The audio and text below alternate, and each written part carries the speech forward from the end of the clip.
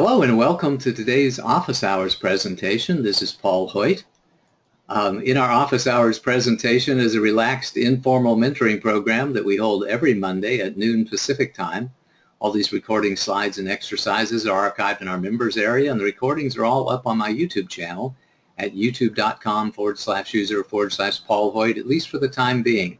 I'm getting a lot of people recommending that I take them down and no longer make them free and available to the public, but rather put them behind the curtain, so to speak, in our tribal portal and put them as part of a membership program, which I may do after a while. But for right now, they're all available online. You can watch them whenever you like. I certainly would like for you to log into the tribal area whenever you watch past recordings, because then you get access to the slides and the exercises as well. The reasons we do the office hours presentations is that being a successful small business owner can be a great experience, but I also know that it's tough. You need education, training, tools, and teams to be successful, and we want you to get to know us, because when you get to know us, you'll know that first and most importantly, we care about you. We want you to be successful in every area of your life, whatever that means to you. We want you to find the greatness, the happiness, the divinity within yourself, and then remember it, embrace it, and live it every single day as we do. Our passion is to increase the survival rate, accelerate the growth rate, and reduce the struggle rate of businesses in America, and our vision is to help millions of CEOs and entrepreneurs accelerate their business growth and enjoy greater harmony and balance in their lives. And if you have found these office hours presentations beneficial to you, we strongly recommend that you pass the word along to your friends, because we'd love to help out as many people as we possibly can. We are very passionate indeed about helping people. With our office hours presentations, we do an in-depth discussion of a business success principle, offer some closing remarks, some special offers, and perhaps an invitation for next week's session, and then we go into open Q&A and coaching. So as we're going through the presentation today, you're welcome to type your questions into the chat log or raise your hand in some way, and we'll either call on you at the end of the presentation or read your question from the chat log, because we do want to support you in the ways that you most need support and answer the questions that are most dear and near to your heart. We encourage you to join us in the Awakened CEO communities on both LinkedIn and Facebook, where I publish a business success principle of the day 4 days a week, and then on an energy of the day, posting every single morning on Facebook. I think today was number 856 in a row. Today's topic is how to grow and expand with limited funding. As always, we try to relate the subject matter of the day to one or more of the key performance areas of success that I defined in my book in 2004 called The Foundation Factor. And today, you're getting the funding that you need, growing your business with the challenges of funding, is focused on two different key performance areas. One is leadership and one is financial management. As a leader of the company, it's your responsibility to be resourceful and overcome all of the challenges that you face. And if you are responsible for financial management, well, funding your business is one of the core competencies and one of the core focus areas of anybody focused in the financial management area of your business. We also want to relate the subject matter of the day to one or more of the levels of performance that we talk about in the Awakened CEO system, which is our balanced and comprehensive approach to business growth on multiple levels. And today it's all about all three of them. It's about making sure that you have your mindset squared away without raising capital or getting the funding that you need. Make sure you understand the methods that you can use to get the funding that you need, and then about taking action and getting into momentum. We always say that change happens on those three, on multiple levels, that you need to first know what to do, which is education, then how to do it, which is training, and then actually doing the work, which oftentimes requires coaching, and coaching on those three different levels. On the level of your mindset, your beliefs, and your perspective, on the levels of your methods, making sure that you understand what to do and how to do it with plans, processes, and procedures, and then taking action and getting into momentum is the third level of performance. Our agenda today is we're going to first talk about that it takes money to grow a business and the many different uses of money at your business. We'll talk about 7 different funding options that you've got. We'll talk about 6 different funding scenarios and then sum it all up for the bottom line. First, let's talk about taking money to grow business. And you know, you always hear that it takes money to make money. It takes money to grow business, and that money in your business is used and spent on a wide variety of very wonderful things. First of all, product development. For many businesses that start out, one of the first things that you spend money on is developing your products, especially if you're bringing a consumer product to market or any sort of physical product to market. There's a lot of money that needs to be spent on research and development, on prototyping, on engineering, on sourcing, on really testing it out. And product development can consume a tremendous amount of money if you're bringing a physical product to market. And by the way, it can consume a lot of money and time if you're bringing a non-physical product to market, such as a service. You do have to decide on what the service is and define it in some way and develop the marketing materials around the product as well. And even when you get into business, marketing can consume a large portion of your budget. I was talking to a person just last week who was facing some challenging times in their business and unfortunately had decided to cut all of their marketing expenses, which was, you know, that's like cutting off the fuel supply to an engine. It will, you can run a little bit on the engine that, or the fuel that's in the carburetor, but after a while, you know, the engine's just going to sputter and die on you. So marketing is a necessary expense. Anywhere from 5 to 10, 12% of revenues need to be spent on marketing, and oftentimes we need to spend a lot of money on marketing in advance of revenues in order to prime the pump a little bit. It's also important for you to get the right team in place. Every business needs a team. Even if you consider yourself to be a solopreneur, you do need some assistance in those areas in which you don't have a lot of experience or even or incompetence in some of those areas. So you have to get a team in place. And with that team, hopefully you get the right education, training, and coaching that you need to do a great job, and overhead will consume money as well. You know, your office rent, if you have an office, your cell phones, your internet expenses, your printing supplies, all of that stuff costs money too. But you also have to spend money in ways that are sometimes not obvious to you.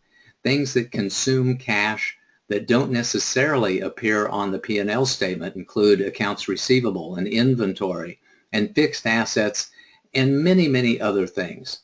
So it always does take money to grow a business, and it oftentimes surprises the heck out of people about how much money it really does take to grow a business and all of the different ways in which they can write checks to other people to start it. You know, it oftentimes, we hear the old adage that it always takes twice as much money and twice as long as you think to grow a business, and I think that's fairly conservative. I think it can take 3 or 4 times as much money and 3 or 4 times as long as you think in order to reach stability and be able to grow from a place of financial stability. There are a lot of reasons why you might have a lack of funds to grow your business. First of all, you might just be starting and you never really had any money at all to start off with. Oftentimes people have a little money, they get out into business, but they find that they were poorly prepared and they made lots of mistakes. And those mistakes in business can cost you $5,000, $10,000 or more.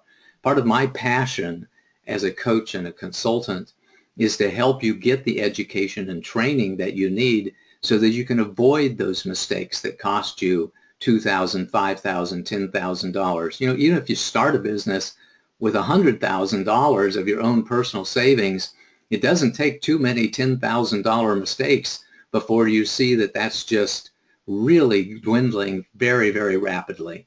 And to avoid those mistakes, I do think it takes a lot of coaching and mentoring. You may have, when you started your business, invested in a lot of programs to grow your business unwisely. I see companies, businesses that say, we started out with $50,000 in savings and we immediately spent $40,000 of it on a training program because the person told us that that's what we really needed. And so before you knew it, they spent all of their money on a training program or an education program or a coaching program, and they didn't have enough money left over for product development and marketing and paying themselves and paying their teams. It can be a heck of a mistake to do that. But there are a lot of times that things are just not in your control. Things like the economy, things like market response. We can do a really good job of what we think is developing a world-class product, but then we take it out to the market and find out that the market just doesn't respond in the ways that we want it to in the volume necessary in order to build a strong and profitable business around our business idea. So a lot of times there are things that are out of your control, like market response. You can influence market response with great branding and great positioning, but you can't really control market response. And none of us can really control the economy. If something happens that causes us to government regulation, or in 911, we saw a lot of travel businesses and HR and recruiting businesses go out of business because of the economy. The downturn in the economy caused them to suffer challenges that they were just not able to recover from. The good news is that we all have a lot of different funding options. In fact, there are going to be 7 of them that I want to talk about right now. We'll talk about sales revenues, expense control, your own savings, getting donations, going into debt, supply chain funding, and selling equity in your business. Those are 7 different options that each and every one of us has when it comes to funding our business, either to start or for us to grow and expand our business on limited funds, where to go find the money necessary and how to use that in a very frugal and cost-conscious manner. So let's talk about my favorite thing, and you're going to hear me repeat this many times throughout today's broadcast. My very favorite way of growing your business on limited funds, or even getting started on limited funds, is to sell something. And that means finding leads through networking, through communicating with your list, and hopefully you have a list, and the communities in which you belong. To make calls to people, get on the telephone and actually make those physical call or telephone calls to people and ask for an appointment, and then demonstrate your value, give away something if necessary to attract the favorable attention of other people, engage in sales conversations, and then ask for the order. In other words, just sell something. Get out and practice selling. Get the sales training that you need so that you can have a very positive sales mindset, and you can begin to be effective in selling your company's products and services. You can also establish selling alliances with affiliates and referral partners and distributors and agents and brokers to help you sell your products, but don't always rely on your alliance partners to sell for you, because they can really assist in sales and be a great sales channel for you, but you don't give away all of your power and don't abdicate the responsibility you have for being the #1 salesperson at your business. So my very favorite recommendation to anybody that says that they are running short on cash, that they don't have the cash to start or grow their business, is to go sell something. And of course that means having a very positive attitude about the value that you can bring to other people with your products and services. If you are in revenue at all, or rather if you are in business at all, that means that you are spending money on some things. And expense control can be a great way of finding those extra dollars that you would have normally spent on something else, and be able to pull those into sales and marketing and team that's directly related to growing profits and generating revenue at your business. First of all, expense control is a very tough thing to do, because you have to examine all of your expenses, and for many companies that means that you have to cut very, very deeply to reduce your overhead. You have to let go of some things today so there will be a tomorrow, and that is really challenging to do. You may find yourself to have many software packages that you are paying a monthly fee for. You might find yourself to be in the habit of a large cell phone expense, or a large internet expense, or some other common expenses that have really been beneficial to your business, and it's very tough to think about doing without for a while. But if you're in survival mode, and if you're in turnaround mode with your business, if you just got to have those funds to invest in marketing programs, to invest in product development programs, to invest in staff to join your business and grow your business, sometimes you really have to cut deep. And that means going on, a chicken ramen and toast and peanut butter diet for a while. It can do that. I've seen companies make the huge mistake of actually, it seemed like they wanted to go out of business rather than change the way that they were doing business. They just couldn't bear to cut back on the things that they had enjoyed for such a long time that it facilitated their business. But the bottom line is that sometimes you have to do that. If you want to stay in business, you have to cut deep and go into turnaround mode. Hopefully that isn't you. Another source of fundings that maybe you have is your own personal savings, and that can be your retirement accounts. It can mean borrowing money against the equity or the collateral value that you have in your home or other collateralized assets of some kind. It may mean taking cash out of your spare fund, your rainy day funds, or even I've seen some companies do this with education funds. And by the way, I'm not sure I really recommend this, but I've certainly seen other companies do that. They've created education funds for their children, for college education, or perhaps even for themselves, and decided to invest that in a business instead of leaving it where it was for its intended purpose. If you choose to do that, then God bless you, go for it.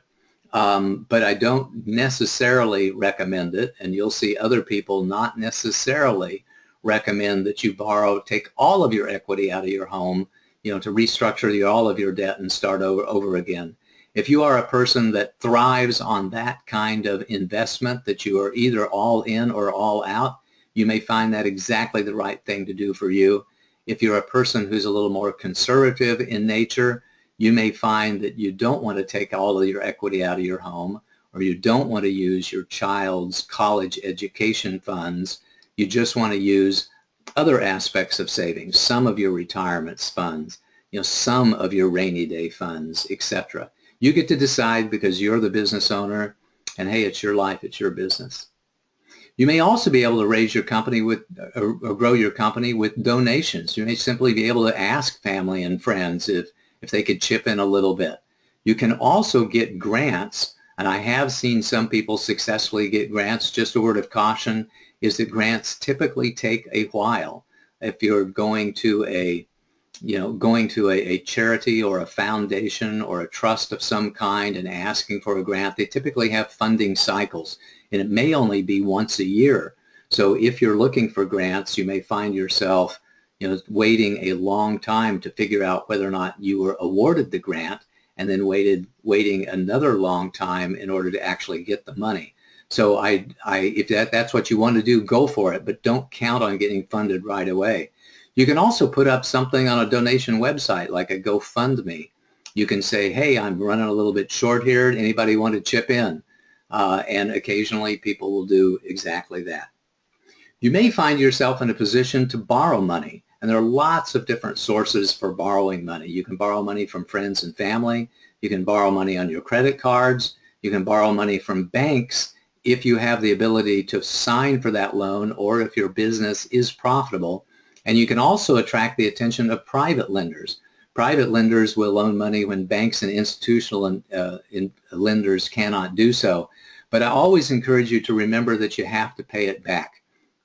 My general encouragement is that you don't borrow money unless you see that you are absolutely going to be able to pay it back from existing cash flow, or if the probability of you being able to ramp up cash flow considerably from borrowing that money is in the 80-90% range, because it can be very, very uncomfortable when you borrow money from friends and family or private lenders or traditional banks and come to the time when it's time to pay back that debt and you see that you're unable to do so.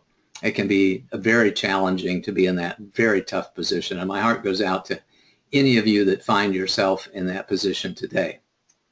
One of my favorite ways of funding the growth of your business is with the supply chain. The supply chain means taking prepayments and down payments from customers, which is taking money out of your supply chain a little earlier than you would have normally done so, and then getting deferred billing from your suppliers, asking your suppliers for 60-day or 90-day term, which means that you're pushing out the way that money goes out of the system. So if we accelerate the volume, the velocity of which money comes into the system, and we delay the speed with which money goes out of our system, that means by definition, that we've got more working capital to work with. You may find yourself to have an extra $10,000, $20,000, $30,000 if you take that money from your customers early and pay your suppliers late. So I urge you to think about that. If you have other assets, you may also be able to factor accounts receivables and purchase orders with traditional or non-traditional private factoring companies. So if you get that very large purchase order, you may be able to factor that immediately. If you have a lot of receivables that are from, I would say AAA rated companies, you may also be able to factor that receivable. And that simply means, factoring either means that we borrow against the purchase order or the receivable, or we actually sell the receivable to a third party for 90 cents on the dollar or 80 cents on the dollar. If you need that money right away today, you may find that taking that 5 or 10% haircut or 15% haircut may be something that's really advantageous for you if you've got a really great event coming up that allows you to use those funds to make even more money down the road. And the last one of the options that I want to talk to you about is selling equity in your business. Selling equity in your business is a very interesting thing. I've been helping people do that for 14 years or so, and I do know that it can be challenging. First of all, it costs money to actually develop the offering. We talked earlier about it takes money to make money. Well, it takes money to begin to sell an equity position in our business. It takes money to educate ourselves properly on what the legal requirements are. It takes money to develop the offering. It takes money to pay for the coaching. It takes money and time in order to develop the offering and then to successfully use the offering to grow business or to grow money for your business. It takes time to learn to raise capital. It takes time to actually raise the capital. And generally speaking, the more money that you are raising, the longer it takes. So if you're just raising $100,000, you may find that you're able to do that in 30, 60, 90 days. If you're raising $1 million, you may find that that takes 6, 9, or 12 months. If you're raising $5 million, you may find that it takes even longer time for that. So generally speaking, it costs more money and more time to raise money, the more money that it is that you say that you want.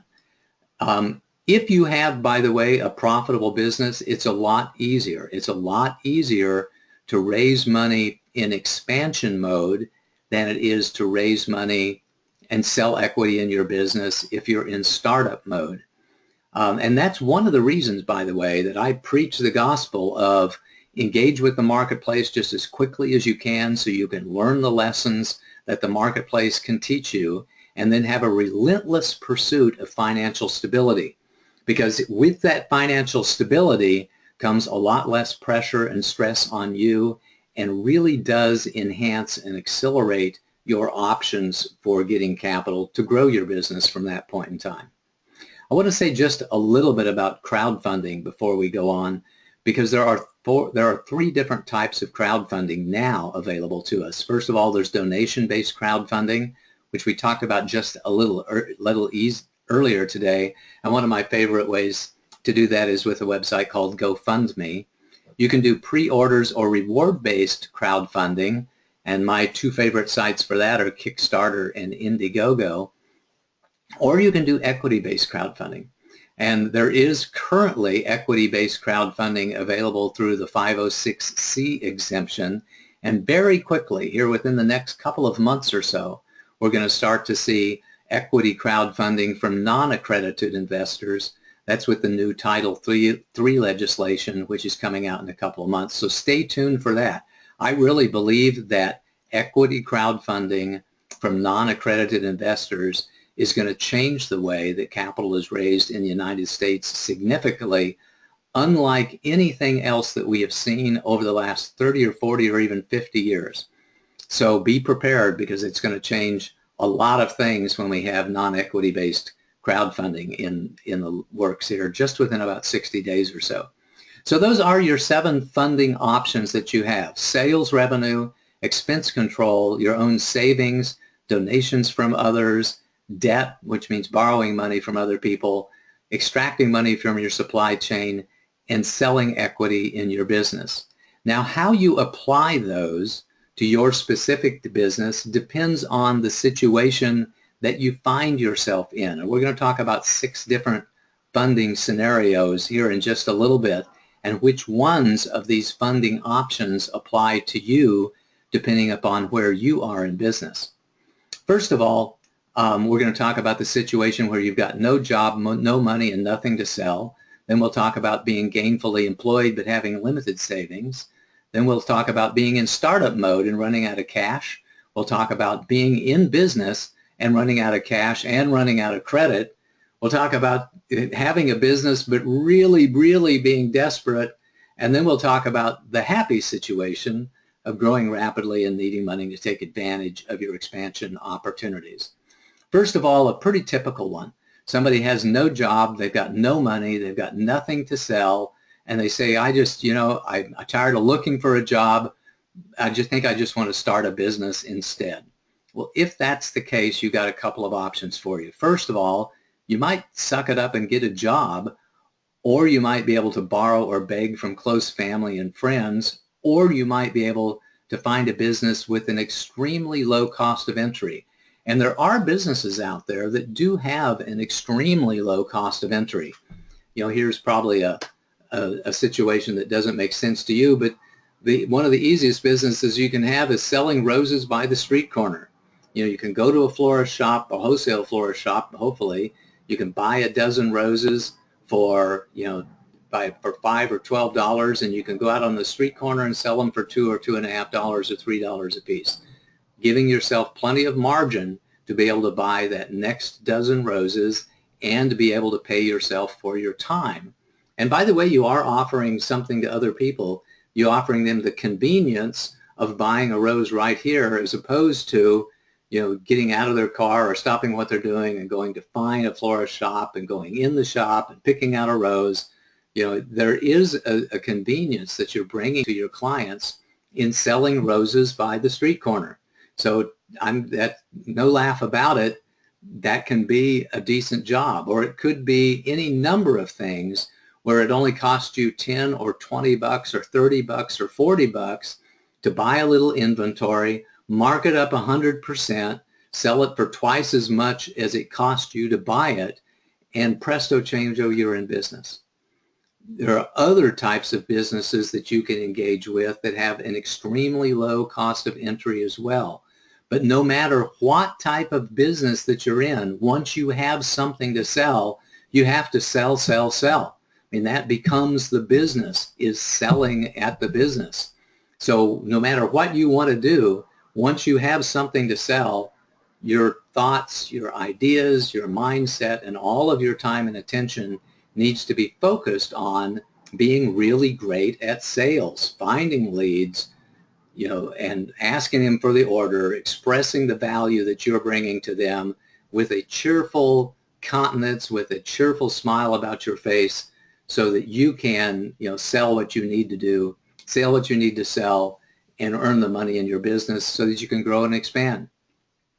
Some of you out there may be gainfully employed today, so you're not quite as desperate as having no job, but you have very little savings and you really can't afford to quit and start a new business. So my advice to you is be patient and save money. If at all possible, just bite your cheek, bite your tongue. Don't say the things that you'd like to say. Pay attention to your knitting. Be a little bit humble. Be a little bit clever. And stay in the job that you have and save money so that you have at least a little bit of cash and cushion to go out and start that next money. Even if a business has a very low cost of entry, it still has some cost of entry before you're able to be able to generate enough money to take care of your own personal financial needs. You might choose, by the way, to stay in business and get an additional part-time job, or to build a business in your spare time. Network marketing opportunities are really great for building a business in your spare time, and you can get an additional part-time job that will allow you to save the money that you need in order to start a business that you really want to start. While you're being gainfully employed, I strongly recommend that you get training, line up your team, and get that funding before quitting. And in some cases, you can, with that part-time business, actually sell your products and services before you start a business. And here's an opportunity for that. When I started one of my first businesses in 1980, one of the things that I did, which was really smart back then, was that I lined up a 6-month consulting contract before I quit my current job, my then current job. So I had essentially sold my services long before I went into business for myself. And you may find yourself having the ability to do that too. If you want to go into a contracting business, you may be able to sell your first client before you jump into the contracting business. If you want to be a painter or a carpenter or a sheetrock layer or drywall person, you may be able to do that before you jump out to your own company. If you want to be a coach, you may be able to sell your coaching services, before you quit your full-time job. In fact, I worked with the pleasure to work with a couple of ladies, 3 ladies actually, in the first quarter of this year who did exactly that. They were all working full-time jobs, but they had been working a long time on creating a wonderful, beautiful coaching business, and were beginning to work on weekends and on the evenings in order to pursue their coaching business. So just because you're gainfully employed doesn't mean that you can't be in business, and doesn't mean that you can't prepare yourself to be in business full-time. You may also consider an equity offering instead of selling your products and services, or in addition to selling your products and services ahead of time. But one of the things that I don't recommend, and you may find this, one of the things that sets me apart from a lot of business consultants, is I don't just suggest quitting your job and going for it, because that really increases the stress and the pressure. You may be one of those people that says that, I can only do this if I burn my ships. I can only do this if I burn all my bridges behind me. I have to go tell my current boss, what I really think of them, and self-destruct in my current job before I'm ever able to work up the courage to go into business for myself. If you find that you're one of those people, well, then God bless and go for it. But that's certainly not my recommendation, and that's because of who I am. Part of my personality is as an analyst and an organizer and a project manager. I like to think things through, understand what the steps are that are necessary, understand what it's going to take me to execute those steps in terms of time and money, gather the resources, and then begin to execute the plan. That is our 5-step Awaken CEO growth process. Set your vision for yourself, determine what your status is, develop your plans, gather your resources, and then execute the plans. And that's that's my approach to business. Other people may say, heck, don't worry about a plan, don't worry about the funding, just quit your job and go for it. That scares the bejesus out of me, so I don't recommend that other people do that. Another scenario that you may find yourself in is being in startup mode and running out of cash. And then my strong recommendation to you is to focus on those cash generating activities, especially sales. Stop everything that you're doing. Stop the training programs, stop the education programs, stop the product development programs if you can, and focus 100% of your time and attention on revenue generating activities. I have a great coach friend of mine who says that if you find yourself not having the revenue that you want, if you find yourself running out of cash, focus a minimum of 60% of your time, and ideally 80% of your time, on revenue generating activities. And that means, generating leads, having sales conversations, and selling the business. And if you're a service provider, that means actually delivering the business as well. So it's sales and delivery. Sales and delivery are both revenue generating activities when you're in a service provider. You may also be able to cut back on expenses. We talked about that earlier, going into survival or turnaround mode and really taking a very hard look at the things that you're spending money on today and asking yourself, is this truly necessary in order for me to keep the doors open? And when you answer, no, I think I can keep my doors open without this expense, then cut out that expense. And as I talked about earlier, you can also extract money from your customers and suppliers through supply chain financing and collect on your receivables. We haven't talked about that one yet. But for many companies, they'll have clients that have owed them money for 30 days or 60 days or more. And it takes a little bit of courage to do this and a little bit of savvy to do this, but to pick up the phone and ask them if they couldn't please make a payment today, that you'd really appreciate that, or asking them how did they plan to take care of that debt. It can be a wonderful, wonderful thing to do. So getting money out of your supply chain by collecting from people who already owe you money can be a great thing too. If you find yourself in startup mode and running out of cash, you may be able to factor your receivables and purchase orders, as we talked about, or borrow money from family and friends or private lenders or regular institutional lenders, or seek donations. And you may consider a small equity offering. Again, a word of caution, it does cost money, and it may not take very long, but it can take a while to learn how to raise capital and how to do it legally and how to do it effectively. Let's say that you're in a little different scenario. Say that you're in business and you're running out of cash and credit. You're not exactly in startup mode, but you've been in business mode for a while. Well, your options are the same, except for if you find yourself running out of cash and credit, your borrowing options are limited in business. You can still sell, you can still cut back on expenses, you can still ask for donations, manage your cash flow, collect on receivables, etc. But if you are in business and you're running out of cash and credit, you do have an option that people in startup mode generally don't have, and that's selling a portion of your existing business, taking cash out off of the table, so to speak, so that you can get the funds necessary to grow your business. And you can do that through an equity offering, but it doesn't have to be with the same intensity that another equity offering needs to be.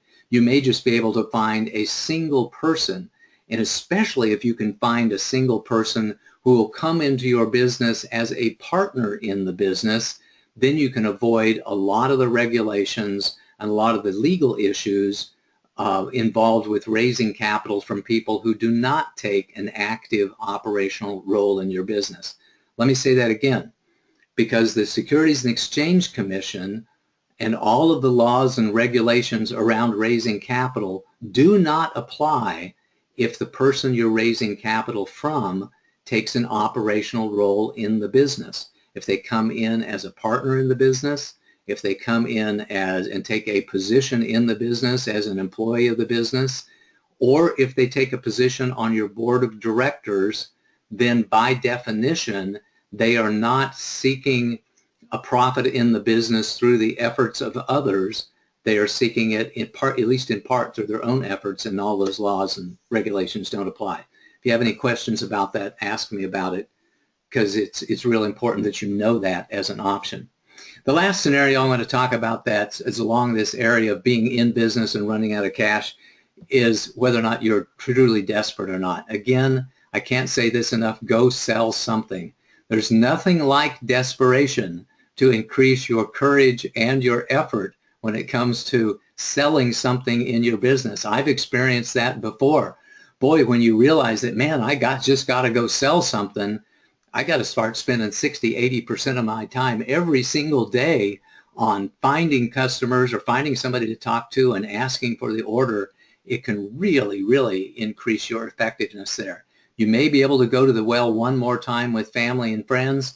I've seen people take a part-time job just so they could have the cash necessary to take care of their personal financial needs, so they could keep the doors open on their primary business. And you may be able to salvage your business by going into serious turnaround mode, because if you don't do these things, you may find yourself in the unfortunate position of shutting down your operations either temporarily or permanently.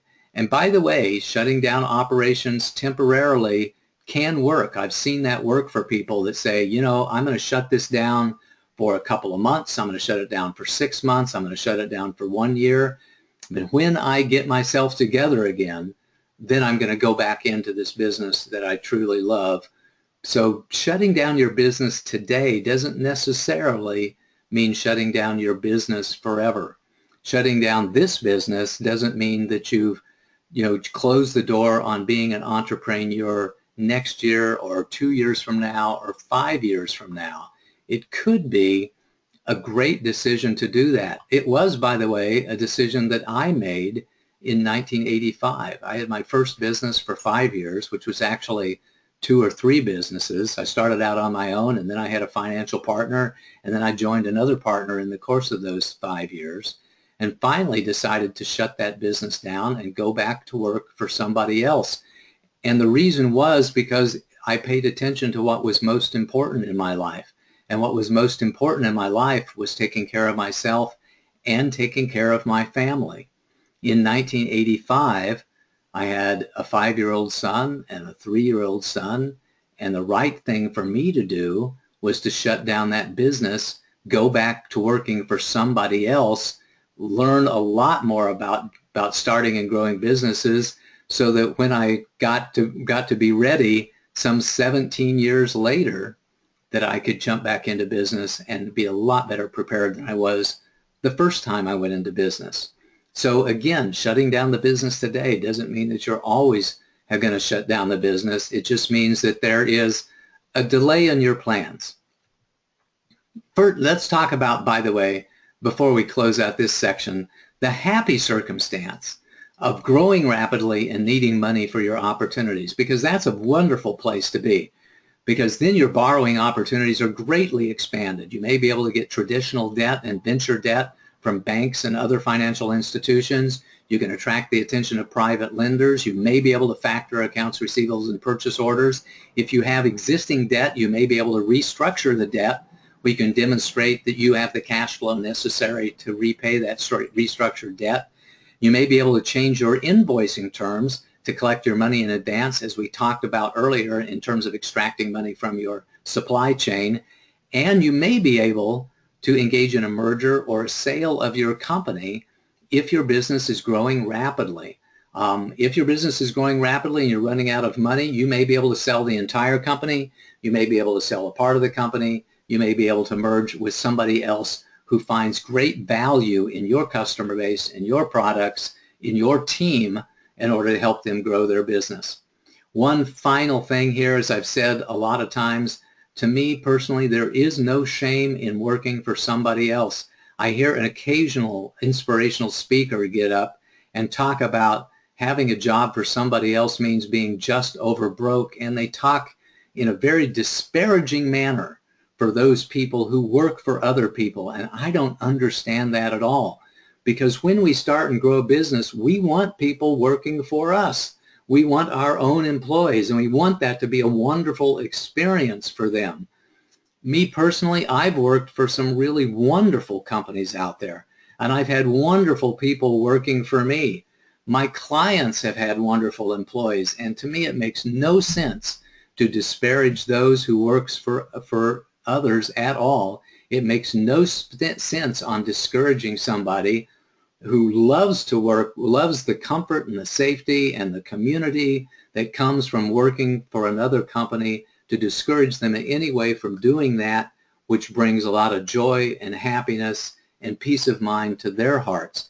Because it's really all about the beingness anyway. It's about doing the things that help you feel good about yourself. It's about being able to, as we said earlier, to be able to tap into that happiness and that greatness that we all have within us.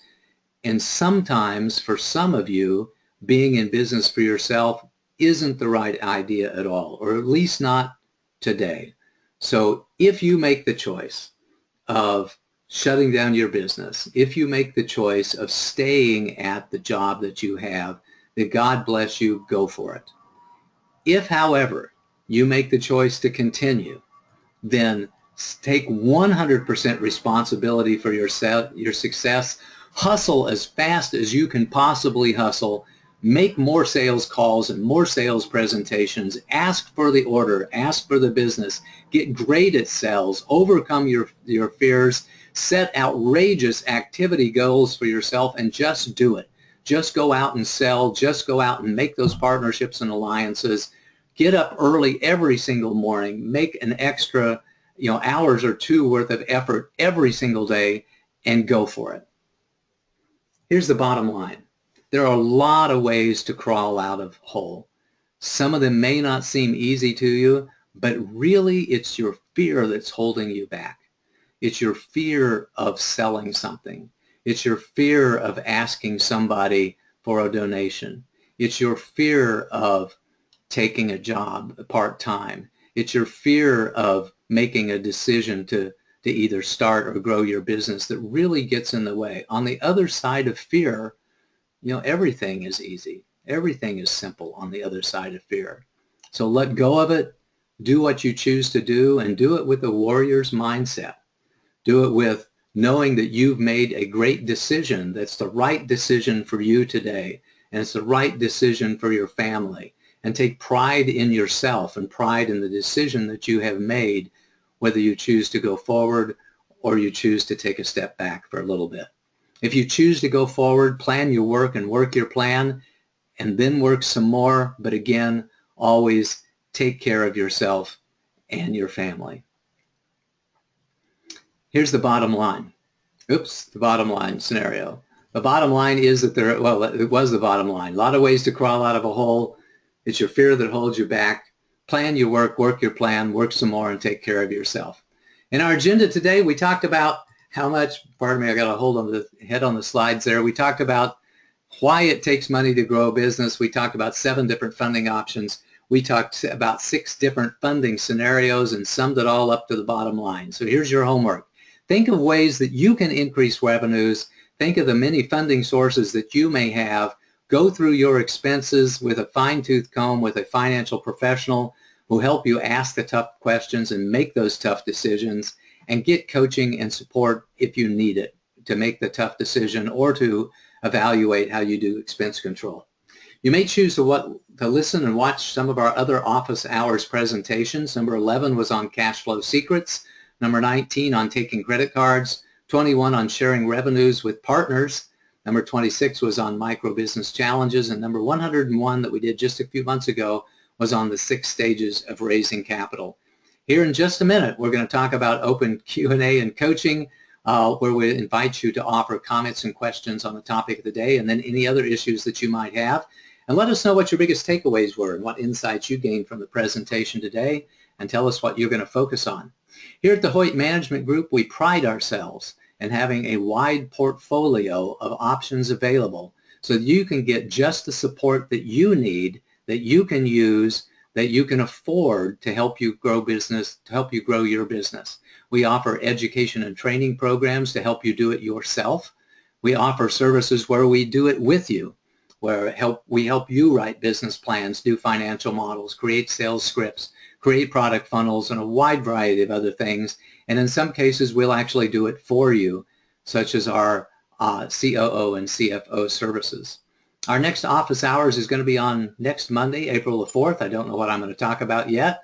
If you have a recommendation, you can go to paulsurvey.com and offer some suggestions for next week's office hours. And in the meantime, do your homework. And with that, I'm going to take a breath and open it up to Q&A and coaching. Stephanie, do we have any comments or questions on the subject matter of today? Yeah, we got quite a few here. Let's get started. A couple comments. I definitely feel that I've saved money in my new startup because I have coaches. You, Paul, have truly helped me to get my business up and running. Well, thank you. I appreciate that. And I know who suggested that. And one of the things that I suggested to her, by the way, that I forgot to talk about today is one of the ways to really accelerate the revenue in your business is just to raise your prices. In her particular case, she was looking at selling something for some number of $100, and I suggested that she might be able to sell the same thing for a lot more. And indeed, that was in fact her experience. So you find yourself charging $50 for something, think about charging 75. If you think about if you're selling $1,000 for something, think about selling it for $1,500 or $2,000. You may be surprised in that the sales may actually increase when you increase the price of something, because people will see more value in it. They'll see more value in it because you saw more value in it and raised the price to show them the extra value that you saw in it. So thank you for that kind comment. I do appreciate that a lot. Next question or comment, Stephanie. Let's talk about equity crowdfunding with non-accredited investors. I'm taking the position that in most situations where there is a solid company with solid products and a need for substantial growth capital, more than $2 million, if an attorney recommends this route, it's malpractice per se. Would like to hear your take on this. You know, first of all, crowdfunding in general and equity-based crowdfunding, whether from accredited or non-accredited, is not for every company. One of the big downsides of crowdfunding is that if you really need $5 or $10 million down the road to significantly grow your business, it can be a real stopper, because many sophisticated professional investors, angel groups, venture funds, institutional investors do not want to invest in a business where there's 100 or 1,000 people who own a small share of the business. It really can limit your funding options whenever you do that. If you find that you need to really expand significantly after that, you only have a couple of options, and one is to do another crowdfunding or Reg A or Reg A plus offering, which is another form of public offering, because you really have limited your options for private offerings at that point in time. Or you can simply sell everything at this business to a brand new business, license all of your intellectual property. In other words, start a new business with a private lender of some sort. And with that start of the new business, essentially merge the existing business into a new business, or sell the new business, or sell your current business into a new business to eliminate the challenges that your very sophisticated investors might have with having dozens or hundreds or even thousands of investors that you lined up through crowdfunding. So I appreciate that comment. It is very true for me personally. I do think that before you start to raise any money at all for your business, you kind of got to know what the overall capital strategy is and what your overall goal for the business is. If your overall goal for the business is that you'd like to grow a business that's no greater than $5 or $10 million and then sell it, crowdfunding may be perfect for you. If you want to start a billion-dollar business, one that has the potential of $500 million, in revenues, or $250 million in revenue in 5 or 10 years, and you're going to need a significant amount of capital to do that, it may be that crowdfunding, whether accredited based or non-accredited based equity crowdfunding, is the wrong thing for you to do for your overall capital strategy. So yes, I think I certainly agree with you who made that comment about it could be malpractice for an attorney to recommend you do crowdfunding depending upon your overall capital engineering scenario. Great comment. Thank you for that. Next comment or question, Stephanie. Okay. How much money does it take to start a business? Excellent question, and the answer is it varies. It depends. Oh, gosh, I sound like an attorney now, because that's, by the way, the favorite 2 words out of their mouth are "it depends." And frankly, that's because they know what the heck's going on and they have a little bit of wisdom and knowledge about them. And so that's my answer. It depends. You can start that business where you're selling roses by the street corner for $20. You can become a coach, a certified life coach or a certified professional coach for $100. For $100, you can go do a training program and get the training necessary to at least get you started out of the gate being a coach. You can get some business cards. You can put up a simple website. You could be in a coaching business for $200 to $300. There's an extremely low cost of entry when it comes to that. Um, there are other types of businesses that you can start, especially service businesses. If you wanted to start a business as a painter or a drywall contractor of some kind, if you've got your basic tools in place, you may have to spend another few $100s on tools, but you may find that you don't need training and education and certification at all. All you need is just the courage to go out and get a domain name, start a website, a very simple 3 or 4 page website that you can get for a few $100, business cards, and then the courage to go out and ask for the business. So at that end, you can start, a decent service business for only a few $100 or for $1,000. You do have to, by the way, make sure to take care of your personal financial needs for a while. But if you've sold your first clients before you even jump into business, you may not have to worry too much about doing that. On the other hand, if you want to bring a consumer product to market, where you're going to actually invent something and get it made here locally or overseas, a minimum of $250,000, but probably more like $500,000 to $750,000 if you're going to bring a consumer product to market. It just takes a long time. If you're going to bring a software system to market, where you have to have a room full of high-paid software engineers to design the system, design the programs, and test them and bring them to market, you could be looking at a $5 million minimum capital raise to make that happen. It doesn't take very long. If you put 10 people in a room that you're paying $150,000 to each, just a couple of years, you've burned through $3 million worth of capital. You can burn through $5 million of capital on a software system very, very quickly. So it really depends. For anywhere from $20 to $10 million is the right answer to that question about how much does it take to start and grow my business. Be sure you get a great coach on your team, a great attorney on your team, a great accountant, CPA on your team, so you can determine how much it's going to take for you to grow the business that you want to start, so that you can go get the proper amount of funding before you jump in over your head. Hopefully that was helpful. Next question, Stephanie. And by the way, I've got 1 o'clock. I'm going to hang on the line for another 4 or 5 minutes and answer 1 or 2 more questions. I appreciate your kind attention today. If you have to leave early, if not, please stay with us, because we do, I know, have another question or two. Go ahead. Okay. My friends and family don't have any money. Where can I turn for those first dollars?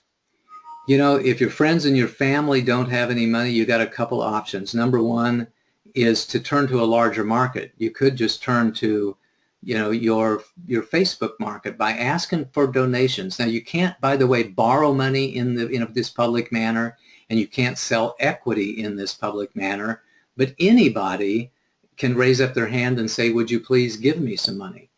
Or you can sell things in advance through crowdfunding options. So it doesn't cost, in fact, there are some sites out there like GoFundMe, and I keep saying that because that's the one that I'm most familiar with, but it doesn't cost any money at all to go set up a GoFundMe site. They just take a percentage of the funds that actually run through their site. That's the way they make their money, is they take 5% of all of the capital raised plus the credit card fees.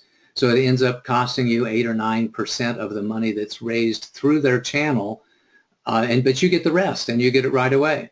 So that's one way that you can do that, is reach out to a larger community, at your church, at your school, at your fraternal organizations, at any other networking event that you go through, and just ask people if they wouldn't please contribute $5, $10, $20, if they wouldn't buy something in advance to help you fund it.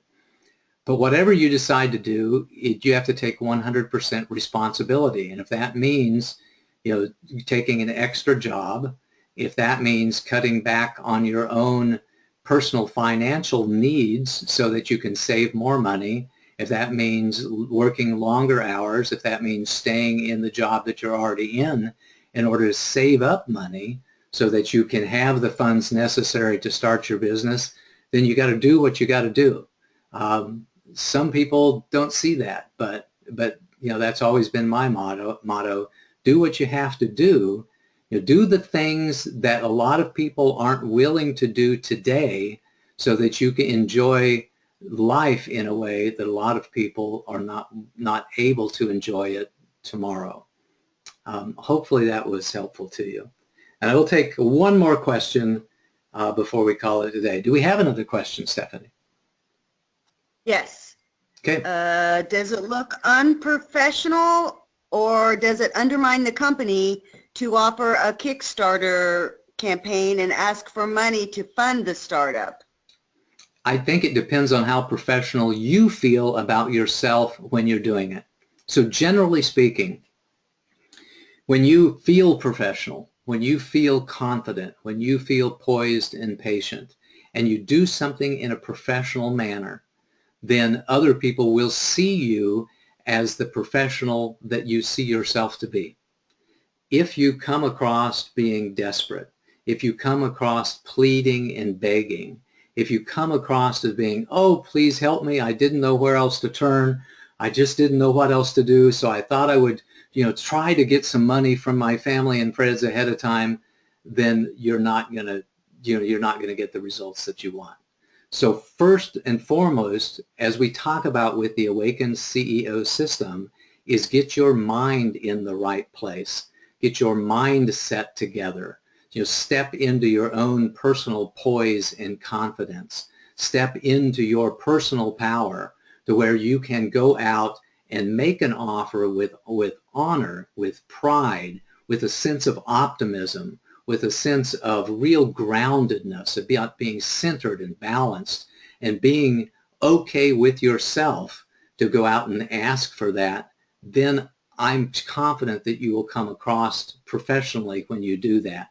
As long as your marketing messages, if other things align themselves with that, you'll be amazed at what you can do when you get your mindset squared away right. And then you turn around to your methods to make sure that you're doing an effective Kickstarter, Indiegogo, GoFundMe campaign. Get people on your team, raise your hands and ask people who has done this before and what tips and techniques can you offer me so that I can be successful doing it this time. And that will help you get your methods right, and then you can get into momentum. But if you don't get your mindset right and you don't get your methods right and you just decide to go for it without thinking it through and without getting yourself centered and balanced so that you can do it from a place of strength, then I don't think you're going to be very successful. So generally, that's why we talk about mindset, methods, and momentum as being the 3 levels of performance that will get you the best results that you can possibly get in your business. And hopefully, that was helpful to you. It's my wish for every single one of you that you have the best chance possible about building the business of your dreams, to get the education, the training, the coaching, mentoring that you need to get your mindset squared away, to develop your plans, processes, and procedures so that you have your methods in place so that you can get into action and build the momentum that you need so that you can have a financially stable business and be able to expand your business from a place of strength rather than a place of desperation. That's my wish for each and every one of you. We would love to talk to you about how we can help you do exactly that, about how our programs, how our service offerings can help you create your plans, can help you gather those resources, and can coach you through the process of getting your funding and executing the plans that we help you put into place. And until we talk to you again, this is Paul and Stephanie wishing you a most marvelous and prosperous day. Bye-bye.